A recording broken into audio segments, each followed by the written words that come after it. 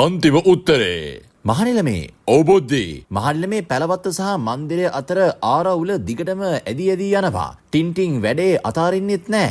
අන්දරේ වැඩේ අතාරින්නෙත් නෑ. මොකද බුද්ධි ටින්ටිනුයි අන්දරේ එක පාරටම විරසක වුණේ. දෙන්නම ගහයි පොත්තයි වගේ එකට හිටියනේ. මහල්ලමේ මැතිවරණ ප්‍රතිඵලය තමයි දෙන්නා දෙපැත්තට කළේ. මොකද්ද බං එතන තියෙන ප්‍රශ්නේ? මහල්ලමේ අන්දරේ කියන්නේ මැතිවරණ පරාජයට හේතුව අනවශ්‍ය විදිහට පැලවත්තේ ඇඟිලි ගැසීම් කියලා. එතකොට බුද්ධි ටින්ටින් මොකද්ද කියන්නේ? මහල්ලමේ ටින්ටින් කියන්නේ පැලවත්තේ මැදිහත් වීම අඩු හින්දා පෙරදුනා කියලා. දැන් මොකද්ද ඒකට කරන්න හදන්නේ? මහල්ලමේ පැලවත්තෙන් යෝජනා කරන වැඩපිළිවෙලට අන්දරේ කැමති නෑ. අන්දරේ යෝජනා කරන වැඩපිළිවෙලට ටින්ටින් කැමති නෑ. මොකද්ද බුද්ධි අන්දරේ ඉදිරිපත් කරන වැඩපිළිවෙල?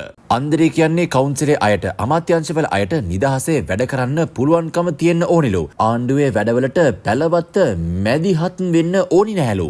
අප්පඩසරි බුද්ධි එතකොට ටින්ටින් කියන්නේ මොකද්ද? ටින්ටින් කියන්නේ පහුගිය කාලයේ පක්ෂයේ වැඩපිළිවෙල හරියට ක්‍රියාත්මක වුණේ නෑලු. ඒ හින්දා ඒ වැඩපිළිවෙල වහාම ක්‍රියාත්මක කරලා සියල්ල පක්ෂයේ යටතේ ක්‍රියාත්මක කරන්න ඕනි කියලා මහනිලමේ. බුද්ධි ඔය උත්තර දෙකම අන්ත දෙකකනේ තියෙන්නේ. දෙගොල්ලෝ දෙපැත්තට අදිනවා. ඔව් මහනිලමේ ආයත රටේ ආර්ථික අර්බුදයක් මතු වෙමින් තියෙද්දී මෙහෙම වෙන එක නම් හොඳ නෑ. ඔව් බුද්ධි ආයේ ආර්ථික කඩාගෙන වැටුනොත් නම් සීයා ආවත් ගොඩ ගන්න ලේසි නෑ. මහනිලමේ අපි මේකට මොකද කරන්නේ? මොනවා කරන්නද බුද්ධි අපිට තියෙන්නේ බලන් ඉන්න තමයි. මොකද මුන් කිසි කෙනෙක් කියන දෙයක් අහන්න කැමති මී ගවයෝ රංචුවක් නෙවෙයිනේ. මහල්ලමේ මුන් කලත් නොකලත් අපි යෝජනාවලියක් ඉදිරිපත් කරමු. එතකොට ජනතාව හරි තේරුම් ගනීනේ. බුද්ධි අපිට ඉතින් උන්ගේ රණ්ඩුවලට උත්තර හදන්න බෑනේ.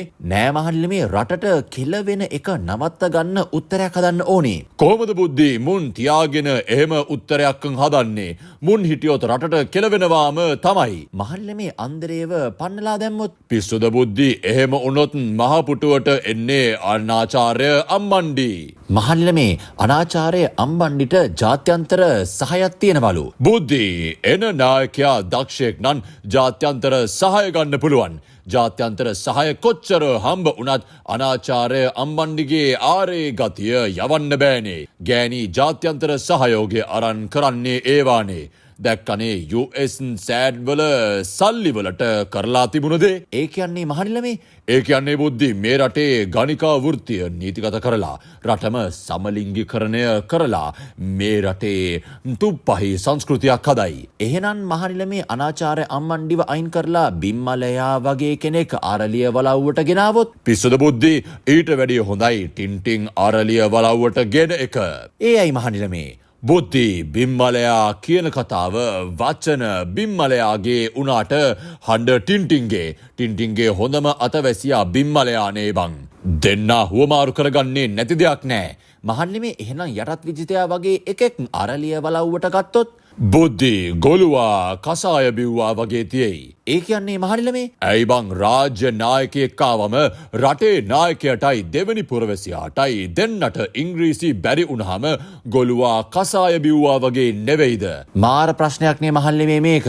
ඔව් බුද්ධි අපේ රටේ ආර්ථික අර්බුදය වගේම දේශපාලන අර්බුදයක් දරුණුයි. මුන්ට ආර්ථික අර්බුදයට උත්තර නෑ වගේම ආණ්ඩුව පැත්තේ අභියෝගවලට මුහුණ දෙන්න පුළුවන් නායකයෙකුත් නෑ. අන්දරේ තමයි උන්ට ඉන්න හොඳම කෙනා. ඉතින් තව කවර කතාද බුද්ධි? මොකද්ද මහල්ලිමේ මේකට කරන්නේ? දැන් බලපන් බුද්ධි අන්දරේ සුදුසු නැති උනත් එලවන්න බෑ. එලෙව්වොත් ඊට වැඩිය නුසුදුසු කෙනෙක් එතෙන්ට එනවා. ඔව් මහනිලමේ අනාචාර්ය අම්මණ්ඩි සුදුසු නැති උනත් එලවන්න බෑ. ඊට වැඩිය අප්සෙට් පොරක් එතෙන්ට එනවා.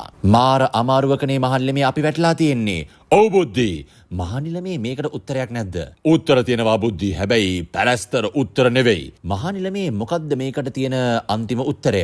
පුළුවන් වෙන පළවෙනි මොහොතේම මාළුමාව පඳුර පිටින්ම ගලවලා රට බේරගෙන මෙහෙම එවුන් ටිකක් මේ රට පාලනය කළා කියලා අනාගත පරපුරට පෙන්වන්නත් එක්ක ඇතුළට දාලා තියෙන එක තමයි බුද්ධි.